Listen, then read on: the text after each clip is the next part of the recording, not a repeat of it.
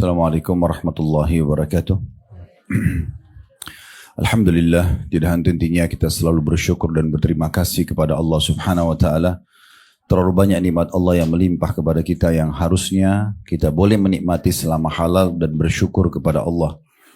Dan kita harus banyak berterima kasih kepada Allah juga karena Allah menjadikan syukur yang kita ucapkan dengan alhamdulillah menjadi penyebab apapun yang kita butuhkan bisa bertambah dan bertahan. Sebagaimana Allah berfirman dalam Al-Quran, La in syakartum la azidannakum. Kalau kalian bersyukur maka pasti aku akan tambah. Jadi tugas kita adalah menikmati dan berterima kasih. Termasuk Allah masih memberikan kita umur hari ini yang harusnya kita maksimalkan di atas ketaatan kepadanya. Dan juga bertaubat dari dosa-dosa di masa lalu kalau memang masih ada. Selanjutnya kita panjatkan salam hormat kita kepada manusia yang paling pantas untuk diucapkan salam hormat. Dialah utusan Allah, Nabi besar Muhammad sallallahu alaihi wa ala alihi wa sahbihi wasallam.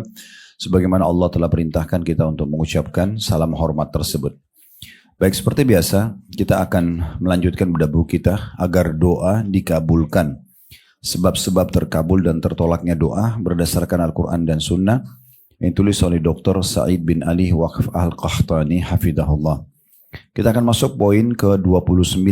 Sedikit mengingatkan, poin terakhir yang kita bahas adalah berdoa di hari Arafah pada saat melaksanakan haji. Dan poin yang perlu kita titik beratkan di sini, kalau satu waktu Bapak Ibu insya Allah dimudahkan haji, maka Arafah itu waktu kita betul-betul harus dimaksimalkan dengan cara kita berdoa kepada Allah, perbanyak doa. Sudah kita singgung pada pertemuan yang lalu. Kalau misalnya opsinya ada yang bertanya, mana lebih baik di hari Arafah? Saya baca Quran atau saya berdoa? Maka jawabannya tetap berdoa. Kalau misalnya pilihannya yang lain apa saja tetap doa. Karena kata Nabi SAW, doa yang paling baik adalah hari Arafah. Jadi boleh kita makan, boleh minum, boleh istirahat tapi jangan berlebihan. Karena waktu Arafah itu terbatas sekali. Dari mulai sebelum duhur sampai maghrib saja. Dan Nabi SAW menggunakan sholat duhur di jamak bersama asar, qasran, dipangkas. Kemudian Nabi SAW khutbah hari Arafah. Setelah itu sahabat tidak ada yang istirahat. Setelah itu mereka terus berzikir kepada Allah selepas waktu asar masuk. Sampai menjelang maghrib, Nabi SAW keluar dari kemahnya, kemudian mengangkat tangan ke langit, berdoa. Tidak menurunkan tangan sampai selesai terbenam matahari. Jadi harus hati-hati sekali kita dalam menghadapi hari Arafah. Ada banyak sekali jemaah kita yang malah sibuk dengan ngobrol, makan. Ya, akhirnya waktunya terbuang-buang. Apalagi yang VIP biasanya ya. Karena segala macam makanan, minuman disiapkan. Akhirnya sibuk dari makan, minum, istirahat, dan toilet saja. Ya, sebenarnya sayang sekali. Dan dicontohkan oleh Nabi SAW setelah hari Arafah itu, pas tiba maghrib, kita tinggalkan Arafah, kita menuju ke Muzdalifah. Nah, Muzdalifah itu hari istirahat. Makanya Nabi SAW sengaja mentakhirkan sholat maghrib dan isya di Muzdalifah, lalu beliau tidur sampai pagi. Beliau tidur sampai menjelang subuh, habis itu beliau sholat subuh baru meninggalkan Muzdalifah. Jadi memang siangnya kita sibuk ibadah, malamnya kita istirahat. Dan kita perlu tahu hari Arafah adalah hari yang paling banyak Allah Subhanahu wa taala melepaskan hamba-hambanya dari api neraka. Sebagaimana kata Nabi SAW, sungguhnya tidak ada hari yang paling banyak Allah lepaskan hambanya dari api neraka dibandingkan hari Arafah. Nah, seperti itu kurang lebih. Dan ini yang terakhir kita bahas. Sekarang kita masuk ke poin 29, yaitu berdoa setelah tergelincir matahari sebelum waktu duhur. Nah, ini waktu ini banyak luput dari sebagian orang ya. Jadi menjelang duhur kayak tadi. Ya, pas sudah mau masuk waktu duhur, di saat itulah kita berdoa kepada Allah SWT. Jadi bukan antara azan dan iqamahnya, tapi menjelang duhurnya. Disebutkan dari Abdullah bin Sa'ib radhiyallahu anhu, beliau mengatakan bahwasanya Rasulullah SAW melaksanakan sholat 4 rakaat setelah tergelincir matahari sebelum duhur. Kemudian beliau bersabda, Innaha sa'atun tuftahu fiha abwabus samai wa uhibbu an yas'ada li fiha amalun salih. Sesungguhnya ini adalah waktu di mana pintu-pintu langit dibuka. Dan aku suka ada amal baikku yang naik pada waktu itu. Hadis ini tentu ada footnote di bawah 143, diriwayatkan Tirmidzi dan disahihkan oleh Syekh Albani. Juga dikatakan dari Abu Ayyub radhiyallahu anhu, beliau berkata, Sesungguhnya pintu-pintu langit dibuka apabila tergelincir matahari dan tidak kembali tertutup sampai sholat duhur dilaksanakan. Maka saya suka ada kebaikanku yang diangkat ke langit saat itu. Dan itu ada footnote di bawah nomor 146, ya, 6, diriwayatkan oleh Ahmad secara marfu. Baik, di sini ada penjelasan ulama tentang masalah hadis ini. Pendapat yang paling kuat tentunya dimaksud adalah waktu duha. Mulai dari waktu duha sampai masuk waktu duhur. Karena ada sebuah hadis qudsi yang dihasankan oleh para ulama riwayatnya. Nabi SAW bersabda, Allah berfirman, wahai hamba-hambaku, rukuklah untukku di waktu duha itu 4 rakaat, maka aku akan penuhi hajatmu pada hari itu. Nah, hadis ini selain menyebutkan tentang keutamaan sholat duha, kalau orang kerjakan 4 rakaat, kita kan sudah tahu kalau 2 rakaat itu sama dengan bersedekah untuk 360 sendi kita. Sebagaimana hadis Nabi SAW, dalam tubuh manusia ada 360 sendi, dia harus bersedekah setiap hari untuk sendi-sendi tersebut supaya Allah tetap pertahankan. Dan 2 rakaat sholat duha bisa menutupi 360 sendi tersebut. Tapi kalau ibu dan bapak menambah 2 rakaat lagi, jadi 4 rakaat, maka dapat hadis yang baru kita sebutkan tadi. Sebagaimana saya ulangi lagi, kata Nabi SAW, Allah berfirman, wahai anak Adam, rukuklah untukku 4 rakaat di awal pagi, terbit matahari, maka aku akan penuhi hajatmu pada hari itu. Jadi pendapat yang paling kuat, hadis yang baru kita baca di buku kita di poin nomor 29 adalah waktu duha. Sampai menjelang duhur. Jadi kalau kita mulai aktivitas pagi itu, yang penting sudah terbit matahari, usahakan diikuti dengan sholat duha 4 rakaat, baru sampaikan hajat kita, itu tempat mustajab doa. Ya, dan dimaksud dengan potongan hadis di sini, sesungguhnya waktu itulah dibuka pintu-pintu langit dan aku ingin amal soleh dinaikkan ke langit pada saat itu. Dan kita tahu di antara amal soleh yang baik adalah doa, adalah berdoa.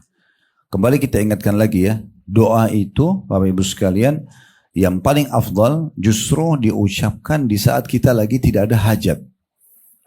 Kita hanya sekedar mau minta rahmat Allah, tambahan rahmat. Seperti kita lagi sehat, minta supaya ditambah kesehatannya. Kita lagi melimpah harta, kita minta agar diberikan keberkahan. Kebahagiaan sudah ada, kita minta agar dipertahankan kebahagiaan tersebut. Tamak dengan rahmat Allah ini lebih afdal dibandingkan kita lagi ada masalah lalu kita minta jalan keluar. Jadi lebih baik ibu dan bapak minta, ya Allah pertahankan kesehatanku, daripada nanti sakit baru ibu dan bapak bilang, ya Allah sembuhin saya. Dua-duanya berpahala. Tetapi kalau kita minta dalam kondisi kita lagi lapang, itu jauh lebih afdal. Makanya kata Nabi SAW, ini pernah kita jelaskan di awal-awal buku, waktu saat kita bedah buku kita ini, kata Nabi SAW, ya, kenali Allah berfirman, wahai anak Adam kenalilah, Nabi SAW mengatakan kenalilah Tuhan kalian, maksudnya berdoalah di saat lagi lapang, maka dia akan mengenali kalian di saat kalian sedang sempit. Jadi kalau ada orang mau lagi ada masalah, ujian, dia mau cepat dapat jalan keluar, justru di saat dia sedang sehat, lagi lapang, banyak berdoa. Banyak berdoa. Oleh karena itu, sering kita titik beratkan dari awal bedah buku ini juga, tidak ada alasan untuk tidak berdoa. Nah, termasuk seperti sekarang hujan turun ini waktu mustajab doa. Sudah kita pernah jelaskan itu hari ya. Dan banyak sekali waktu mustajab yang sudah kita bahas di bab kita dalam buku ini gitu ya. Jadi jangan disia-siakan walaupun hanya 1-2 doa. Misalnya kita mulai dengan alhamdulillah wassalatu wassalamu ala rasulillah, ya Allah ridholah kepadaku misal. Ya, kalau saya biasa baca doa yang paling ringkas saya bilang begitu, ya Allah ridholah kepadaku. Karena keridhaan Allah ini kalau kita dapat berarti semuanya Allah akan penuhi. Gitu. Itu paling ringkas. Makanya Allah Subhanahu wa taala menyebutkan tentang Nabi Muhammad SAW dan para sahabatnya, gitu kan. Bahwasanya Allah ridho kepadanya. Allah ridho kepada Nabi SAW, Allah ridho kepada para sahabat. Makanya kita kalau bilang, misalnya sebut nama sahabat Abu Bakar, kita bilang radhiyallahu anhu, Umar radhiyallahu anhu, maksudnya Allah ridho kepadanya. Nah keridhaan Allah ini adalah nikmat yang paling besar yang didapatkan seorang hamba. Makanya dalam hadis tentang masalah ahli surga ya, kalau kita insya Allah sudah masuk dalam surga semuanya, dan kita berkumpul di sana karena keimanan dan amal soleh, maka Allah akan mengatakan kepada para hamba-hambanya, apakah sudah cukup apa yang aku berikan? Waktu itu kita sudah nikmatin istanah, dayang-dayang, makanan, pakaian, semua sudah dinikmati dan Allahu a'lam berapa lama. Tapi yang jelas waktu itu Allah belum menampakkan zatnya yang mulia. Maka Allah mengatakan, apakah kalian sudah puas dengan apa yang kuberikan? Maka kita semua ahli surga berkata, semoga kita termasuk ya. Optimisme kita, bukan kita memastikan ahli surga, tapi kita mengatakan optimis dengan keimanan dan amal soleh, kita mengatakan itu. Maka ahli surga akan berkata, ya Allah, nikmat apa lagi yang kami inginkan setelah Engkau masukkan kami ke dalam surga dan selamatkan kami dari api neraka. Pernah saya sebutkan ada perkataan atau riwayat dari Ibnu Qayyim rahimahullah, nanti di istana kita di surga, Bapak Ibu sekalian, ada satu pintu di bagian belakang. Itu kalau kita buka, kita bisa lihat neraka, ya, dengan segala macam siksaannya, supaya kita langsung lebih menyadari lagi tentang besarnya nikmat surga itu. Nah, seperti itu kurang lebih. Maka ahli surga mengatakan, nikmat apa lagi yang kami inginkan setelah Engkau selamatkan kami, masukkan kami ke dalam surga, selamatkan dari api neraka. Maka di saat itu Allah berfirman, hari ini aku berikan kepada kalian keridhoanku. Nah, ridho Allah ini artinya Allah subhanahu wa ta'ala tidak akan marah pada makhluk tersebut. Allah akan penuhi kebutuhannya. Makanya minimal doa begitu, ya Allah ridho Allah kepadaku. Gitu kan? Itu minimal doa. Kalau bisa kita berdoa macam-macam lebih bagus gitu ya. Minta semua nikmat itu dipertahankan. Nah, ini pendapat. Ada juga pendapat yang mengatakan hadits ini menjelaskan tentang waktu khusus menjelang duhur. Ya, makin dekat duhur maka makin masuk dalam hadits ini. Tapi saya bilang tadi pendapat yang paling kuat Allahu a'lam yang dimaksud sih sebenarnya waktu duha. Ya, waktu duha. Jadi kita kuatkan dengan tadi, jangan lupa ikuti dengan sholat duha. Kalau mau maksimal lebih bagus tuh 4 rakaat. Walaupun 2 rakaat sudah cukup. Karena hadits tadi tentang 4 rakaat dipastikan Allah akan penuhi hajat kita pada hari itu. Lalu juga amal soleh akan dilaporkan di langit sampai menjelang duhur. Dan Nabi SAW mengatakan, dan aku ingin di waktu-waktu itu diangkat amal solehku di langit. Dan termasuk amal ibadah atau amal soleh yang baik adalah doa. Adalah berdoa. Ya. Juga seperti kalau kita masih punya orang tua hidup, yang bisa kita doakan, tidak harus tunggu meninggal. Ya, Rabbi ghfirli wali walidayya itu dibaca di saat orang tua kita hidup dan juga sudah meninggal. Dan kata para ulama, orang yang baca Rabbi ghfirli wali walidayya, dia mendapatkan pahala buat dirinya dan juga buat orang tuanya. Karena dia bilang, Rabbi ghfirli, ya Allah ampuni aku, wali walidayya, dan kedua orang tuaku. Karena ada penyebutan orang tua, maka kemungkinan besar minta pengampunan buat diri sendiri akan diijabah oleh Allah. Itu diantaranya, kita juga baca tentang rumah tangga kita misalnya, Rabbana srif anna adzaba jahannam, inna adzabaha kana gharama, innaha sa'at mustaqarra wa muqama, dalam surah Al-Furqan ya. Ya Allah, alihkanlah kami, jauhkan kami siksa api neraka, karena siksanya itu sangat kekal, menyakitkan. Kemudian itu adalah seburuk-buruk tempat kita tinggal. Lalu kita baca sesudahnya Rabbana hablana min azwajina wa dhurriyyatina qurrata a'yun waj'alna lil muttaqina imama. Ya Allah, jadikan pasangan kami, anak-anak kami penyejuk mata kami, dan jadikan kami pemimpin orang-orang yang beriman. Doa ini dibaca bagi orang yang belum nikah, orang yang sudah menikah, sama akan mendapatkan keberkahan kalau selalu diulang-ulangi. Nah, ini kurang lebih gambaran tentang masalah poin ke-29. Tentu sholat duha ini pendapat yang paling kuat, tidak ada batasnya Bapak Ibu ya. Jadi mau sholat 8 rakaat, mau 12 rakaat bebas. Ya. Tapi minimalnya 2 rakaat. Kalau mau mendapatkan tadi mustajab doa, maka kita sholat 4 rakaat. 4 rakaat ini pernah kita jelaskan, bisa 2 rakaat salam, 2 rakaat salam, bisa 4 rakaat juga sekaligus. Ya. Selanjutnya poin ke-30, masalah juga di bulan Ramadan.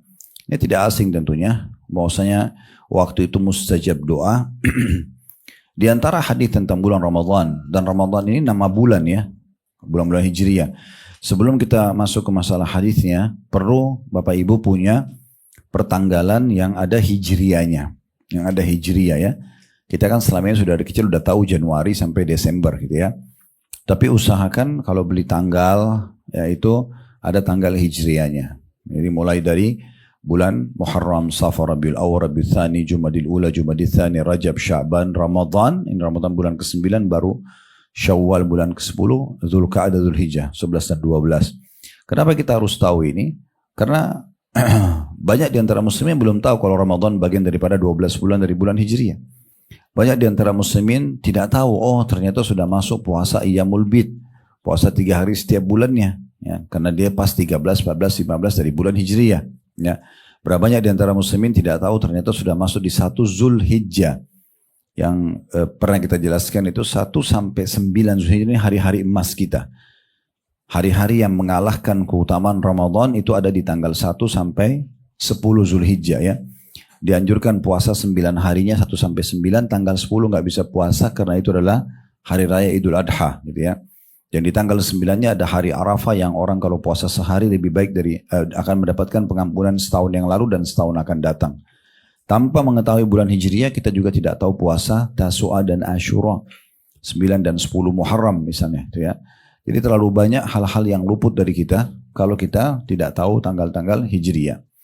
Jadi bulan Ramadan adalah bulan ke-9 dari bulan-bulan Hijriah itu. Dan tentunya bulan Ramadan memang sudah ditentukan namanya ini dari pertama penciptaan langit dan bumi. Makanya Bapak Ibu bisa baca dalam surah At-Taubah ayat 36. Ya. Allah mengatakan inna iddatash syuhuri indallahi 12 syahran fi kitabillah yauma khalaqas samawati wal arda minha arba'atun hurum. Dalam surah At-Taubah ayat 36. Sungguhnya di sisi Allah Subhanahu wa taala ada 12 bulan yang sudah ditentukan dari semenjak penciptaan langit dan bumi, dan di antaranya ada 4 bulan yang dimuliakan. Nah, ini adalah bulan-bulan Hijriah tadi yang saya sebutkan. Muharram bulan 1, Safar bulan 2, Rabiul Awal bulan 3, Rabiul Tsani bulan 4, kemudian Jumadil Ula bulan 5, Jumadil Tsani bulan 6, Rajab bulan 7, Sya'ban bulan 8, Ramadan bulan 9, Syawal bulan 10, kemudian Dzulqa'dah bulan 11 dan Zulhijjah bulan ke-12. Nah, di antara ada 4 bulan yang dimuliakan, maksudnya pahalanya dilipat gandakan. Itu bulan Rajab, bulan ke-7, kemudian ada 3 bulan berurutan. Dzulqa'dah 11, Zulhijjah 12 dan bulan Muharram bulan 1. Ini kalau Bapak Ibu buat amal soleh dilipat gandakan pahalanya selain Ramadan. Baik, hadis tentang masa Ramadan sangat masyhur. Di antaranya adalah hadis Abu Hurairah radhiyallahu anhu, beliau berkata Rasulullah sallallahu alaihi wasallam bersabda, "Idza dakhala Ramadhanu futihat abwabul jannah wa ghullikat abwabul jahannam wa sullilatis syayatin." Apabila Ramadan tiba, pintu-pintu surga dibuka, pintu-pintu neraka ditutup dan setan-setan semuanya dirantai. Hadis riwayat Bukhari dan juga Muslim ya. Kemudian hadits ini memberikan gambaran. Di dalam riwayat sebelumnya sesudahnya saya baca dulu karena semakna. Hadits Abu Hurairah juga radhiyallahu anhu bahwasanya beliau berkata Rasulullah SAW bersabda, "Idza kana Ramadan futihat abwabul rahmah wa ghullikat abwabu jahannam wa sullilatis syayatin." Apabila Ramadan tiba, pintu-pintu rahmat dibuka, pintu-pintu neraka ditutup dan setan-setan semuanya dirantai. Hadis ini diriwayatkan oleh Imam Muslim. Di sini hadis menjelaskan kalau tiba Ramadan dibuka pintu-pintu surga. Pertanyaan sederhana, apa manfaatnya pintu surga dibuka sementara kita belum bisa masuk? Maksudnya adalah dibuka pendaftarannya, Bapak Ibu sekalian ya. Jadi kalau misalnya ada iklan di satu perusahaan atau satu kampus, tanggal sekian sampai tanggal sekian dibuka pendaftaran. Ya.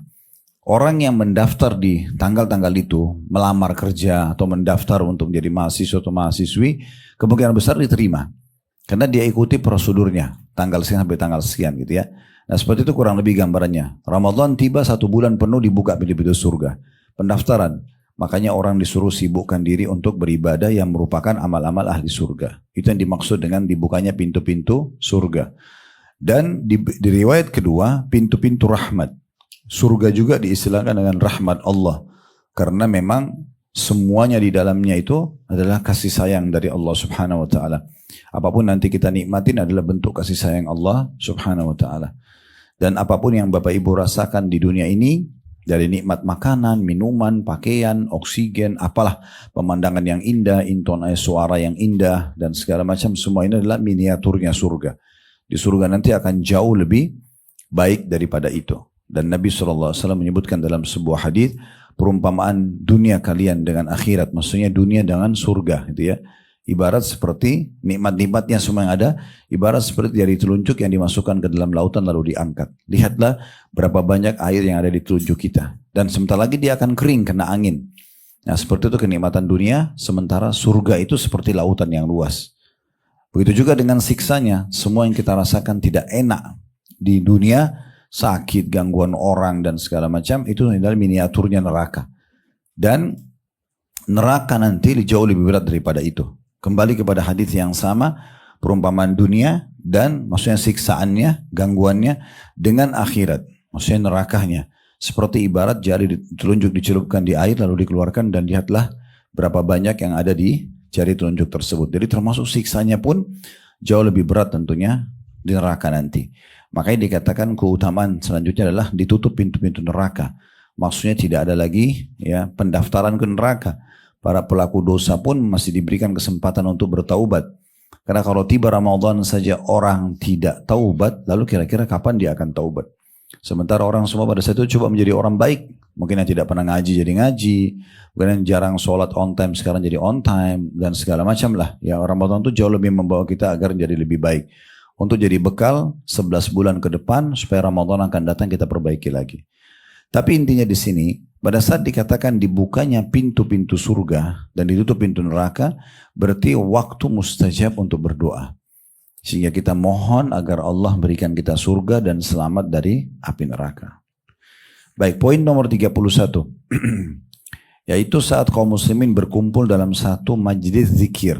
Ya, nanti akan kita jelaskan masalah majlis zikir ini. Dari Abu Hurairah radhiyallahu anhu, dari Nabi SAW bahwasanya beliau bersabda, Inna lillahi malaikatan yatufuna fit turuqi yaltamisuna ahla dzikr.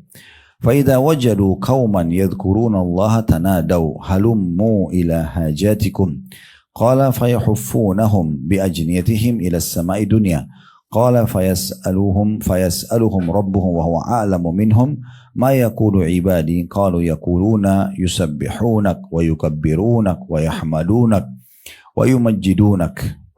Artinya, kata Nabi SAW, sesungguhnya Allah memiliki khusus para malaikat-malaikat yang bertugas berkeliling di jalan-jalan, maksudnya jalan-jalan dunia ini ya, di bumi ini, mencari para ahli zikir. Apabila mereka temui satu kaum yang berzikir kepada Allah, mereka memanggil satu sama yang lain, marilah kepada keperluan kalian. Maksudnya satu malaikat panggil malaikat yang lain, ini hajat kita nih, sudah kita temukan. Ada orang lagi kumpul gitu ya. Rasulullah SAW melanjutkan, maka mereka mengitari mereka, maksudnya orang-orang yang sedang zikir dengan sayap-sayap mereka sampai ke langit dunia. Rasulullah SAW bersabda lagi, Allah bertanya kepada mereka, maksudnya para malaikat, dan Allah maha tahu apa yang diucapkan hamba-hambaku. Pada saat malaikat ini kembali nanti kepada Allah setelah menghadiri majelis zikir itu, lalu Allah tanya kepada mereka, apa yang hamba-hambaku ucapkan? Para malaikat mengatakan mereka berucap bertasbih, mensucikan namamu, mengagungkanmu, dan bertahmid, memujimu, dan memuliakanmu.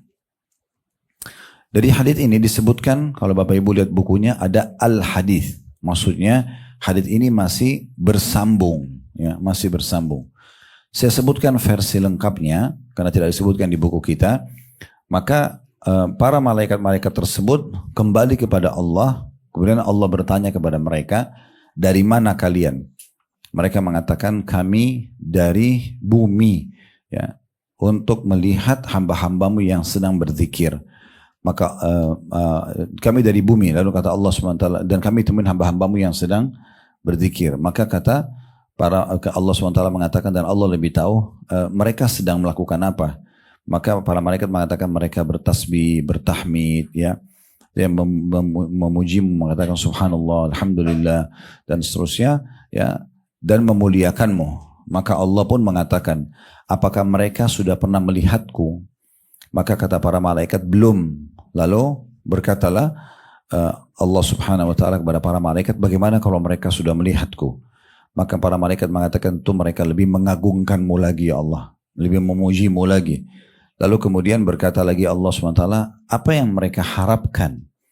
Apa yang mereka minta? Maka kata para malaikat, mereka minta masuk ke dalam surgamu dan selamat dari api nerakamu. Maka kata Allah Subhanahu Wa Taala kepada para malaikat, apakah mereka pernah melihat surga itu?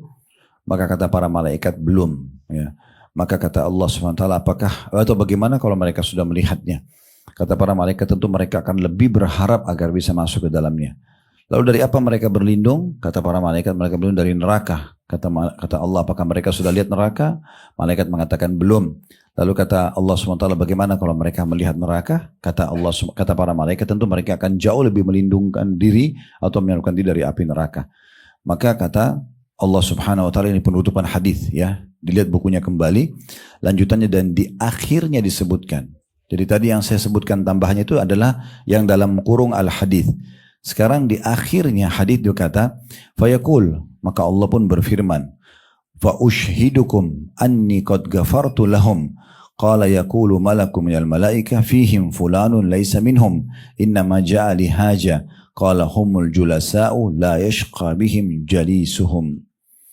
Maka Allah berfirman, aku menjadikan kalian wahai para malaikat sebagai saksi bahwa aku telah mengampuni mereka semua. Rasulullah SAW bersabda, di antara malaikat ada yang berkata, di antara orang-orang yang itu dalam majlis tadi itu, ada si fulan yang bukan termasuk ahli zikir. Dia cuma kebetulan mampir, lewat, ikut-ikutan temannya, melainkan datang hanya untuk satu keperluan. Ya. Allah berfirman, mereka itu orang-orang yang duduk berzikir, semuanya teman, tidak akan celaka orang yang duduk dengan mereka.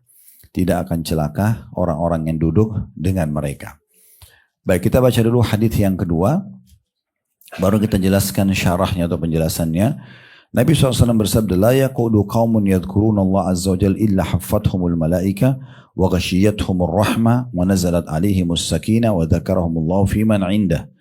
Tidaklah satu kaum duduk berzikir kepada Allah azza wa jalla melainkan ya, mereka dikelilingi oleh malaikat, diliputi rahmat, maksudnya kasih sayang dan rezeki dari Allah, dan diturunkan kepada mereka kedamaian. Dan Allah menyebut-nyebut mereka kepada para malaikat yang ada di sisinya. Kepada malaikat yang ada di sisinya. Baik, kita masuk dulu ke riwayat ini. Riwayat yang pertama, Bapak Ibu sekalian rahimakumullah, adalah menjelaskan kepada kita tentang masalah keutamaan. Yang pertama dulu bahwasanya adanya ya, malaikat-malaikat yang Allah ciptakan. Walaupun tidak nampak dengan mata kita, tapi mereka ada wujudnya. Ya. Sebagaimana pernah kita jelaskan, tidak semua yang tidak nampak dengan mata berarti tidak ada. Karena kita bisa rasakan suka, benci, marah, ya, senang, bahagia, tapi kita bisa rasakan lapar, haus, kita bisa rasakan tapi tidak tahu wujudnya. Berarti tidak semua yang tidak ada wujudnya itu berarti tidak ada. Ini sekaligus membantah pemahaman orang-orang ateis, mengatakan tidak ada Tuhan, kok tidak nampak gitu. Padahal sebenarnya tidak semuanya ditampakkan oleh Allah Subhanahu wa taala. Makanya kita dipuji kalau beriman semua dengan hal-hal yang gaib. Di awal surah Al-Baqarah, ya, dipuji alladzina yu'minuna bil ghaib. Mereka adalah orang-orang yang beriman kepada yang gaib, yakin Allah itu ada, malaikat itu ada dan seterusnya. Dan pernah kita jelaskan cara kita mengetahui malaikat ada adalah dari bisikan positifnya. Semua bisikan yang mengajak kepada ketaatan itu berarti dari malaikat. Semua yang mengajak bisikan pada pelanggaran dari syaitan. Maka kita harus lebih jeli gitu ya. Tentu tidak ada manusia yang luput dari bisikan syaitan karena Nabi Adam pun tergoda. Tapi bagaimana kita menyadarinya. Kemudian kita berhenti dan kita tidak melanjutkan. Ya. Tentu syaitan ini punya banyak sekali langkah untuk mencelakakan manusia. Banyak sekali. Kalau kita lihat dari kisah para nabi-nabi itu dahsyat sekali ya. Seperti kisah Nabi Ayub alaihissalam. Nabi Ayub itu sangat kaya raya, orangnya sangat tampan, sehat. Seorang nabi, bahkan dia raja lah, dia orang yang dihormatin di masyarakat, yang pemimpin masyarakat gitu. Lalu kemudian iblis minta izin sama Allah untuk menggodanya. Dan Allah mengatakan, kalau kau bisa menggoda Ayub, lakukan, gitu kan. Maka digodalah, gitu kan. Digoda, tapi godaan-godaan biasa yang iblis lakukan tidak pernah mempan kepada Nabi Ayub.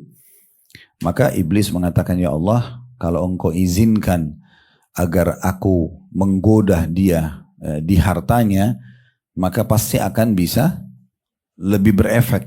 Bahkan saya jamin dia akan menyembahku dan meninggalkan untuk menyembahmu ya Allah. Maka pada saat itu pun Allah mengizinkan dia. Maka iblis datang dan memusnahkan semua peternakan milik Nabi Ayub. Hangus semuanya. Dibakar sama iblis. Habis semua hartanya. Ternyata Nabi Ayub tidak goyah.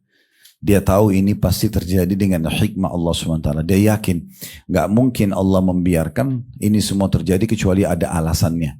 Maka dia sangka baik dengan Allah. Iblis kehabisan akal. Gimana caranya? Sementara hartanya semua dihabiskan gak bisa. Maka dia izin lagi sama Allah untuk menguji di keluarganya. Maka diuji di keluarganya. 12 anak laki-laki Ayub lagi makan. Semuanya anak laki-laki, semuanya sehat-sehat, semuanya pintar-pintar, sempurna secara fisik dan kedudukan di masyarakat. Iblis jatuhkan bangunan, rubuhkan bangunan itu, mati semua 12 itu. Dalam waktu yang seketika, di hari yang sama. Jadi Nabi Ayub kehilangan harta, kehilangan anak-anaknya. Ternyata Nabi Ayub masih sabar, ya. Tidak mengeluh sama sekali. Dia tetap yakin pasti Allah melihat. Allah tahu dengan hikmahnya terjadi semuanya, dan Allah itu tidak akan membiarkan orang beriman. Maka iblis pun izin lagi kepada Allah untuk mengetes dan menguji Ayub di badannya. Maka iblis pun akhirnya mendatangkan dengan izin Allah penyakit. Ya. Sebagian ahli sejarah yang mengatakan ini penyakit cacar pertama. Ya. Terjadi di masa Nabi Ayub. Karena di kulitnya keluar kayak bisul-bisul, bernanah, dan bisa menular gitu ya. Maka ditinggalkanlah Nabi Ayub. Badannya tadinya gagah, kulitnya bersih, jadi kurus, jadi sakit semua. Dan semua orang tinggalkan dia karena takut dia kena penyakit, menyebar penyakitnya. Sampai Nabi Ayub alaihissalam kehilangan harta, kehilangan keturunan, dan kehilangan ya, kesehatannya. Dan pada saat itu dia akhirnya karena butuh kehidupan, menjual rumahnya dan hartanya yang tersisa untuk hidup, dan sampai Nabi Ayub tinggal menyendiri jauh, ya, bahkan dekat dengan tempat pembuangan kotoran hewan di saat itu dikatakan dalam kisah beliau. Tapi beliau tetap sabar, beliau tetap tidak mau terganggu dengan itu, tetap saja beliau bersabar gitu ya. Sampai akhirnya setelah ada sepupu Nabi Ayub ya yang lewat setelah sekian puluh tahun Nabi Ayub diuji, lalu kemudian berkata, sepertinya Ayub ini pasti buat dosa. Kenapa Allah membiarkan dia sakit sampai sekian tahun gitu ya. Nah pada saat itu Nabi Ayub jadi sedih karena dia sabar dengan semua itu kecuali satu ini. Seakan-akan diragukan keimanannya. Maka di saat itu dia pun berdoa sama Allah. Lalu Allah perintahkan dia untuk menyentakkan kakinya di bumi, keluarlah mata air. Yang dia mandi darinya sehingga hilang semua penyakitnya. Kembali kulitnya lebih tampan dan lebih bersih dari sekian tahun yang lalu. Ya, sampai satu-satunya keluarganya yang tinggal sama dia hanya istrinya. Dan sudah sangat tua waktu itu. Karena sudah sekian tahun gitu ya. Maka istrinya ini datang tinggalkan Nabi Ayub. Biasanya kalau Nabi Ayub itu buang hajat, orang masa dulu tidak ada WC di rumah, maka diantar di sebuah tempat lalu istrinya tinggalkan. Nanti istrinya datang lagi. Pada saat istrinya datang dia heran. Dia di tempat itu tidak ada suaminya. Tapi ada seorang anak muda yang sehat, gagah gitu kan. Sampai dia mengatakan, apakah engkau melihat tadi di sini ada orang tua? Dia tidak tahu kalau itu suaminya gitu. Karena berubah, kembali semua ketampanannya, kembali semua kesehatannya. Maka Nabi Ayub mengatakan, akulah dia yang kamu. Siapa yang kamu cari? Dia bilang suami saya. Seorang yang tua dan berpenyakitan. Maka Nabi Ayub mengatakan, akulah dia. Disebutkan. Dalam beberapa riwayat disebutkan nama istrinya Rahmah.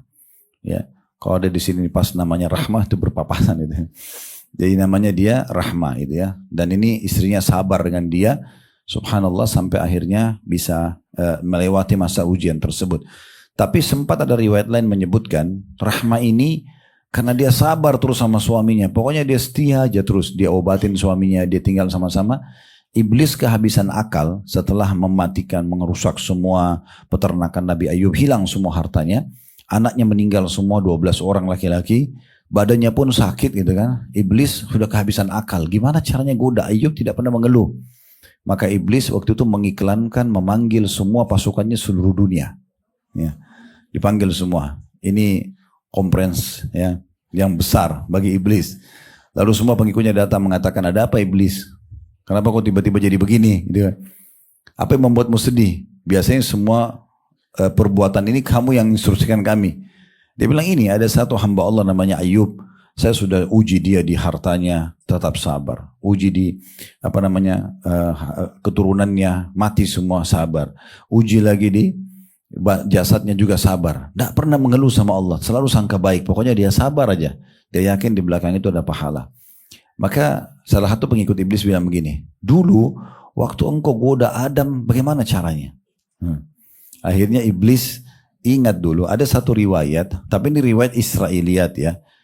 Kalau waktu iblis mau goda Nabi Adam makan buah yang dilarang di surga, iblis tidak bisa goda Nabi Adam, tapi iblis goda dia melalui Hawa. Hawa yang dibisikin, Hawa yang rangkul tangan Adam akhirnya makan, gitu ya. Makan buah yang dilarang, tapi bukan buah khuld ya. Khuld itu artinya kekal. itu perkataan iblis. Karena iblis yang bilang kepada Nabi Adam dan Hawa, mau nggak saya tunjukkan kalian pohon buah, kalau kalian makan kalian akan khuld, kalian akan kekal. Jadi bukan namanya buah khuld, ini sudah kami jelaskan di Tabligh Akbar serial Nabi-Nabi tentang Nabi Adam alaihissalam itu ya. Dan waktu itu yang menggoda Nabi Adam justru iblis melalui Hawa. Ya, jadi melalui Hawa, makanya biasanya suami kalau nggak goyah istrinya yang digoyahin gitu ya. Kalau ada laki-laki ngelamar seorang anak perempuan, ayahnya nggak terima, ibunya yang digodain biasanya. Dibawain hadiah supaya ibunya mau nikahkan anaknya. Nah, jadi harus hati-hati ibu-ibu ya. Nah, ala kulli hal, pada saat itu akhirnya iblis datang menjelma jadi manusia lalu menggoda. Mengatakan pada si Rahma ini, bagaimana bisa kau biarkan hartamu hilang, kemudian anak-anakmu mati semua, kemudian juga suamimu sakit ditinggalkan orang. Kenapa kau tidak sampaikan kepada Ayub supaya kita keluar dari permasalahan ini? Nah di saat itu dia nggak sabar. Iblis mengingatkan semua kenangan dia, ingat anak-anaknya yang 12, semuanya sehat-sehat, semuanya tampan-tampan, semuanya betul, tapi mati tiba-tiba dalam satu rubuh atap bangunan. Harta yang sekian banyak, unta, sapi, kambing semuanya mati, hangus, hilang dalam seketika. Kemudian suaminya juga jadi sakit, udah tua. Akhirnya si Rahma ini mengeluh pada saat itu. Dia mengeluh, dia mengangkat suaranya, terus dia mengatakan pada Nabi Ayub, kenapa engkau tidak minta sama Allah begini? Nabi Ayub marah akhirnya. Sungguh kau telah kedatangan iblis ya yang menggodamu. Dan kalau Allah berikan saya kesembuhan, saya akan cambuk kamu 100 derah sebagai hukuman, gitu kan? Maka azamlah pada saat Nabi Ayub, tapi akhirnya Allah berikan kesembuhan. Nah Allah menyebutkan dalam Al-Quran supaya dia menjalankan tetap niatnya, maka Allah menyuruh dia mengumpulkan lidi-lidi, rumput ya, dikumpul sampai 100 lembar, itu dipukul 1 kali ke istrinya. Jadi bukan dicambuk pakai ini, untuk menjalankan nazarnya gitu ya. Akhirnya mereka hidup lagi kembali. Dalam beberapa penjelasan ayat Al-Quran, Allah kembalikan anaknya dan hartanya. Jadi istrinya hamil lagi, melahirkan double. Ya. Jadinya 12 anak jadi 24. Ya. Terus hartanya tadi sekian banyak didobelkan karena kesabarannya. Nah intinya sebenarnya para malaikat itu, dia rivalnya syaitan. Ya, rivalnya syaitan. Jadi semua bisikan kebaikan dari malaikat yang Allah izinkan, misalnya kita dengar azan, kita mau sholat, kita lihat orang miskin mau bantu, ada panggilan apalah, ibadah-ibadah kita tergerak untuk mengerjakan itu dari malaikat. Semua yang menghalangi itu dari syaitan. Dan kita harus menepisnya, nggak boleh kita mengiyakan. Keyakinan tentang Allah maha melihat, Allah maha mengetahui, Allah maha benar dengan janji ini semua tidak boleh tergoda dengan syaitan. Jadi ya, seperti yang sudah kita panjang lebar ceritakan, Nabi Ayub itu cuma sekelumit kisah beliau. Sebenarnya nanti akan ada panjang lebar penjelasan insyaAllah di serial Nabi-Nabi di Blok M nanti di waktunya insyaAllah. Baik, dan para malaikat-malaikat ini diciptakan dari cahaya, sementara iblis dan syaitan diciptakan dari api. Ya, tentu malaikat-malaikat jauh lebih mulia dibandingkan syaitan tentunya ya. Sementara jin dan syaitan ini itu seperti kita manusia, beranak pianak, menikah, punya keturunan. Malaikat tidak sama sekali. Mereka diciptakan utuh, langsung bisa bertugas. Ya, langsung bisa bertugas. Nah, malaikat-malaikat itu punya banyak tugas. Bapak Ibu bisa baca dalam surah 77 dan 79. Ya. Tapi di antara tugas mereka disebutkan di 2 surah ini adalah mereka yang mengurus seluruh urusan dunia ini. Pergantian siang malam, pergantian musim, populasi manusia, tumbuh-tumbuhan, hewan-hewan. Jadi kalau kita lihat lautan yang luas, kita lihat hutan yang luas ya, siapa kira-kira yang merawatnya? Sekarang Bapak Ibu bayangkan kalau kita punya kebun di belakang rumah kecil aja, ukuran misalnya 10 kali 10 lah, itu kita tiap hari harus ngerawat gitu ya. Nah bagaimana dengan hutan yang luas di seluruh muka bumi ini? Siapa yang merawatnya? Ya begitu tertata rapi. Tidak ada negara yang merawat hutannya, mungkin dia budidayakan iya. Ya. Tinggal membersihkan dan segala. Tapi sebenarnya itu terawat rapi semua oleh para malaikat. Begitu juga dengan lautan, ya begitu luas. Siapa yang mau ngerawat semua ini? Itu adalah para malaikat, itu tugas-tugas mereka. Dan malaikat nampak tentunya dan terganggu dengan apa yang mengganggu kita ya. Jadi kita nggak boleh misalnya busuk, bau, ini mengganggu malaikat. Ya, maka kita disunnahkan bersiwak. Ya, kalau mau sholat. Karena kita akan ngomong dan malaikat itu mendengarkan bacaan ayat. Makanya dikatakan dalam sebuah hadis yang sahih, kalau seorang bangun malam, kemudian dia bersiwak, kalau kita sekarang sikat gigi, kalau bisa dikombinasikan lebih bagus ya, pakai kayu siwak sekaligus juga sikat gigi. Nah, kemudian sholat dan membaca ayat, maka malaikat akan mendekatkan mulutnya di mulut seorang itu, lalu menghirup ayat Al-Quran yang dibaca, sampai masuk ke tubuh si malaikat tadi. Bagaimana prosesnya kita tidak tahu, tapi kenananya bau itu. Di Masjid Nabawi itu pernah saya lihat ada seperti neon box besar, ya sebenarnya videotron sih lebih tepatnya. Di situ ada tulisan, tapi dalam bahasa Arab. Saya tidak sempat lihat terjemahannya, cuma terjemah itu bahasanya itu kurang lebih, saudaraku muslim, jagalah sesuatu. Waktu itu dia tegur masalah rokok, ada gambar rokok nggak boleh, itu dikasih silang gitu ya. Terus dia bilang, saudaraku sesungguhnya ketahuilah ada hadis Nabi, malaikat terganggu dengan apa yang mengganggu manusia. Maksudnya dari bau-bau yang tidak sedap, ya. Makanya Nabi SAW mengatakan, marulah kalian dengan malaikat, ya, karena dia tidak berpisah dengan kalian kecuali saat kalian biologis atau kalian sedang di WC, gitu ya. Selebihnya tentunya seseorang selalu ada malaikat di dekatnya yang melihatnya, yang mengetahui perbuatan dan niatnya. Maka kita pantas kalau malu ya. Dan Nabi SAW memuji Utsman bin Affan radhiyallahu anhu karena beliau pernah duduk, Nabi SAW lagi duduk merendam kakinya di sebuah genangan air karena itu musim panas supaya mendinginkan tubuh. Dan pada saat itu Nabi SAW menggulung bajunya sampai ke atas lututnya. Ya, jadi di awal paha gitu ya. Di situ kemudian Abu Bakar pamit masuk.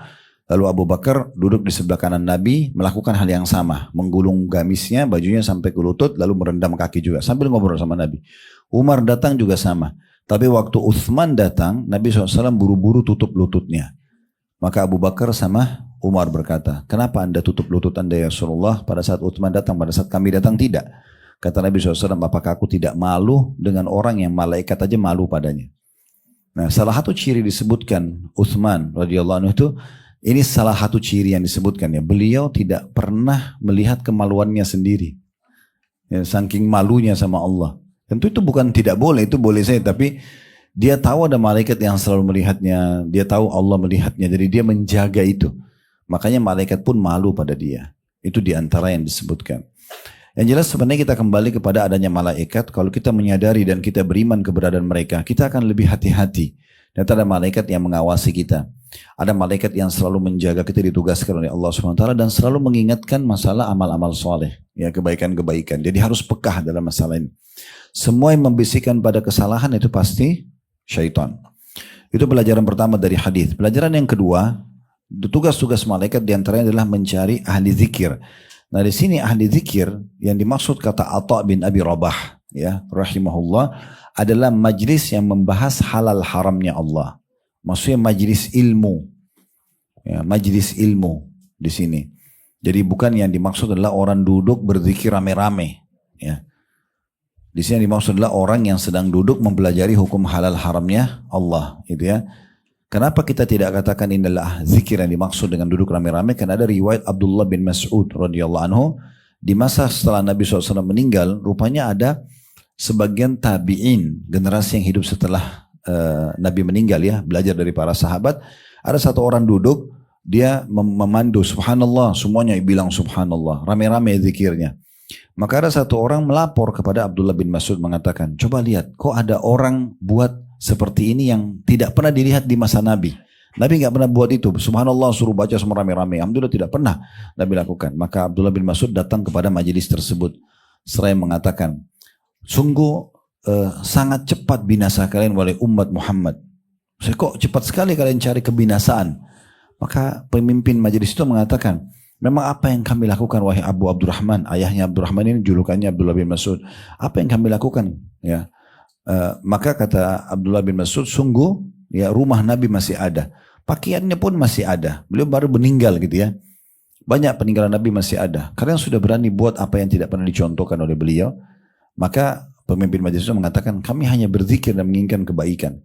Kata Abdullah bin Mas'ud, berapa banyak orang yang mencari kebaikan tidak mendapatkannya. Maksudnya kalau kalian mau buat pun buat seperti yang Nabi perintahkan. Kalau yang Nabi perintahkan, contohkan adalah orang zikir masing-masing. Saya zikir, jemaah ini zikir, ini zikir, ini zikir. Misalnya habis sholat, Saya baca ayat kursi, mungkin yang sana baca Al-Ikhlas, mungkin yang ini baca Subhanallah 33, itu bebas. Bersuara boleh, tetapi bukan berarti harus rame-rame. Nah ini yang banyak orang salah faham. Makanya di sini disebutkan ahlaz zikir. Ahlaz zikir, ya, orang-orang yang berzikir. Kalau dalam majelis ilmu itu kata Atha bin Abi Rabah adalah yang mengajar dan juga yang belajar. Nah ini yang dimaksudkan. Kemudian pelajaran yang ketiga, bahwasanya malaikat hadir dalam majelis zikir tersebut atau majelis ilmu walaupun kita nggak melihatnya, dan mereka menaungi orang-orang yang ada di majelis ilmu dengan sayap-sayap mereka. Ada sebuah kisah dinukil tentang kisah salaf dulu di masa tabi'in. Ada satu orang ngolok-ngolok para penuntut ilmu. Jadi mereka penuntut ilmu pada bawa kitab besar-besar sambil jalan, lalu orang-orang ini mengolok mengatakan, kalian sedang menuntut ilmu agama, katanya ada sayap malaikat menaungi kalian. Lalu yang orang-orang yang buruk ini menyentakkan kaki mereka ke tanah selain mengatakan, mana sayap malaikat ini, saya injak-injak. Naudzubillah. Dia ngomong gitu ya. Terus tiba-tiba pincang. Langsung orang-orang itu pada pincang kakinya. Allah subhanahu wa ta'ala hukum di tempat gitu ya. Karena kita wajib imani. Bagaimana malaikat menaungi kita dengan sayapnya kita nggak tahu. Tapi kita wajib yakin, pondasi agama kita keyakinan. Ibu dan bapak nggak boleh ragu, saya kalau sholat masuk surga nggak ya? Nah memang begitu janjinya, nggak boleh ragu. Ya, nggak boleh ragu kalau kita sedang, boleh nggak saya sholat malam supaya doa saya diijabah? Nah memang begitu janjinya. Boleh nggak sedekah supaya Allah lebih memberikan peluasan rezeki? Memang begitu janjinya.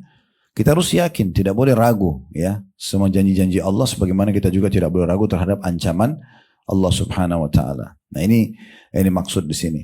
Jadi malaikat-malaikat itu hadir dan dikatakan mereka melindungi orang-orang di majelis tersebut dengan sayap-sayap mereka sampai ke langit dunia. Pelajaran yang keempat, adanya pembicaraan antara Allah dengan para malaikatnya. Ya, dan ini memang kuasa Allah Subhanahu Wa Taala. Kita harus imani apa adanya, Bapak Ibu sekalian. Nggak boleh kita berpikir, oh Allah kayaknya nggak mungkin bicara. Kalau Allah bicara itu berarti sama dengan makhluk. Ini keliru. Banyak orang di Indonesia itu menganggap begitu ya. Mereka anggap itu berarti kalau kita bilang misalnya hadits tentang kalau tertinggal sepertiga malam Allah turun ke langit bumi, ini bukan Allah turun ya. Kalau turun berarti sama dengan makhluk. Mereka bayangkan seperti orang turun dari atas ke bawah. Yang salah adalah karena dia sudah langsung menilai seperti makhluk. Itu yang salah. Padahal Allah itu laisa kamitslihi syai'un wa huwas samiul basir. Allah itu tidak ada yang menyerupainya. Dan dia maha mendengar juga maha melihat.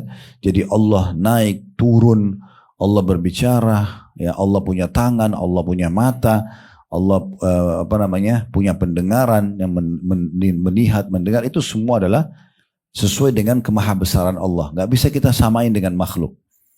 Jadi tidak usah kita bayangkan sama dengan makhluk sehingga terjadilah ta'wil atau ta'til. Ta'wil itu kayak interpretasi, mengalihkan makna. Oh itu sepertiga malam Allah turun ke langit bumi, menanyakan malaikat siapa ada yang berdoa, apa yang punya hajat saya penuhi, ada yang beristighfar saya ampuni, ada yang minta tolong saya tolong. Itu bukan Allah yang turun, itu adalah rahmatnya Allah. Kenapa? Karena dia membayangkan seperti makhluk. Allah maha kuasa, bisa datang, bisa turun dan segala macam, itu kuasa Allah dengan kemahabesarannya. Nah seperti itu kurang lebih. Makanya di sini Allah berbicara dengan para malaikatnya dan kita imani apa adanya, dan kita tidak boleh bayangkan seperti makhluk. Kita imani apa adanya sesuai dengan kemahabesaran Allah Subhanahu Wa Taala. Pelajaran yang kelima, bahwasanya Allah Subhanahu Wa Taala menjanjikan orang-orang yang hadir dalam majlis ilmu atau majlis zikir, di sini disebutkan bahwasanya Allah akan mengampuni dosa-dosa mereka. Makanya dikatakan di potongan hadis di situ, maka Allah menjadikan malaikat sebagai saksi kalau aku telah mengampuni dosa-dosa mereka. Dalam riwayat yang lain, aku telah berikan apa yang mereka inginkan. Karena kan kita belajar seperti ini tujuannya untuk masuk ke surga, supaya selamat dari neraka. Maka Allah mengatakan, jadilah saksi, aku sudah berikan apa yang mereka mau. Ya. Dalam riwayat lain, orang yang hadir dalam majelis ilmu seperti ini, kalau Bapak Ibu ikhlas karena Allah, maka dalam riwayat lain yang sahih, kata Nabi SAW, Allah berfirman, bubarlah kalian dalam kondisi diampuni dosa-dosa kalian. Jadi pengampunan dosa, hadirnya malaikat membawa rahmat gitu ya, menjadi saksi, para malaikat menjadi saksi tentang kegiatan kita dan segala macam hal ini akan didapatkan bagi orang yang hadir dalam majelis ilmu. Pelajaran yang ketujuh ya, seingat saya ini yang bisa diambil adalah bagaimana orang-orang ya, Yang keenam. Baik, yang keenam adalah bagaimana orang-orang yang ikut-ikutan saja dalam majelis ilmu tetap dapat keutamaan yang sama. Contoh misalnya tadi di sini ada yang datang hanya karena seremoni saja, ya, testimoni saja, seremoni yang meramaikan, diajak sama temannya, mau tahu enak nggak sih majelis ilmu, gitu kan? Ini penceramahnya bagus nggak? Nah gitu-gitu aja, seremoni atau testimoni, mau tes-tes saja, gitu kan? Tetap walaupun dia datang untuk itu, karena adanya orang yang ikhlas di majelis itu, dia juga dapat yang sama. Itu di potongan akhir hadis itu ya. Waktu malaikat berkata, perhatikan di situ hadisnya di tengah-tengah halaman 98 ya. Allah berfirman, aku menjadikan kalian wahai para malaikat sebagai saksi bahwa aku telah mengampuni mereka. Semua yang hadir diampuni dosanya. Rasulullah SAW, di antara malaikat ada yang berkata, di antara orang-orang yang hadir tadi ada si fulan yang bukan termasuk ahli zikir, bukan tujuannya datang untuk menuntut ilmu, ya, melainkan datang untuk satu keperluan, hanya karena mau bicara bisnis, hanya karena mau tes tadi, testimoni atau seremoni saja.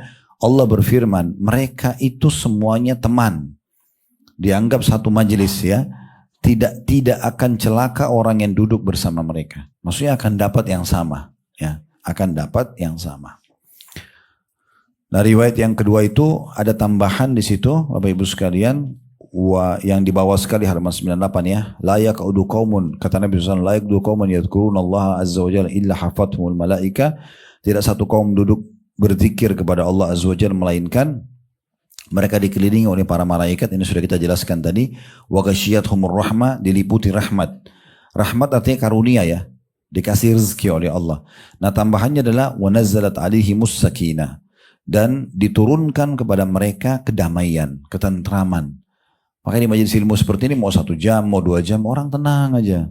Orang asyik aja dengarnya gitu ya. Karena Allah memang turunkan kedamaian dalam majelis ilmu itu. Ya.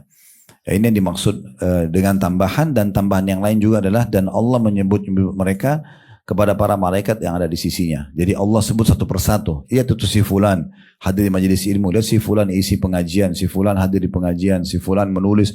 Allah banggakan semua di depan para malaikatnya. Jadi Allah sebutkan di depan para malaikatnya. Nah, ini termasuk keutamaan orang yang hadir seperti ini. Allahu a'lam. Baik, ini mungkin bahasan kita insya Allah. Kedepannya tersisa 3 poin. Kita akan bahas di pertemuan akan datang. 32, 33 sama 34. Ketika mendengar ayam berkokok, kemudian ketika menghadap kepada Allah dengan pasrah dan keikhlasan yang murni, dan doa di hari ke-10 bulan Zulhijjah. Nanti akan kita jelaskan insya Allah di pertemuan